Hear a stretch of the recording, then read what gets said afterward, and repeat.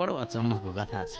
एकजना सज्जनले गएर भनेछन्, गुप्त दान मेरो नाममा लेखी गरेँ मैले भनेछन्, केही 10,000 जति रुपियाँ म दिन्छु भनेछन्। त्यति भनिदिए गुप्त दान मेरो तर्फबाट। अब त्यहाँ जसले पैसा लिएर नाम पढ्दै थिए उनीहरूले त अब गुप्त दान दिनेको त नाम पढेनन्। नाम नपढेपछि गुप्त दान दिनेवालाले भनेछ, मेरो त वास्तै छैन। एकजना व्यक्तिले गुप्त दान दिएको छ भन्दै पनि त चित्त बुझ्थ्यो भने। फेरि उद्घोष गर्ने व्यक्तिले भनेछन्, एकजना सज्जनले हाम्रो यो पावन कार्यमा गुप्त दान दिनुभएको छ।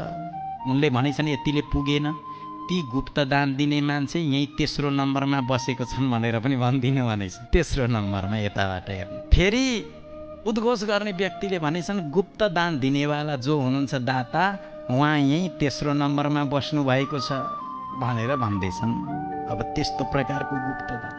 त्यस पछाडि गएछन्, घर गए, पैसा त दिएको थिएन, दिन्छु भनेको थियो। लिनको लागि भनेर गएछन्, चेक दिएछन् महाशय। चेक लिएर गएछन् चेक साट्नको लागि। मिस्टेक रहेछ, एउटा चिज लेखेको रहेनछ, सिग्नेचर गरेको रहेनछ। त्यति गरिसकेपछि पैसा निकाल्नको लागि भनेर त गए, पैसा निक्लेन। ननिक्लेपछि आए महाराज, पैसा निक्लेन। किन निस्केन? हजुरको यहाँ हस्ताक्षर भएको छैन भनेछन्। अरे गुप्त दानमा काहीँ नाम लेखिन्छ भनेछन्, दान पनि दिएनछ।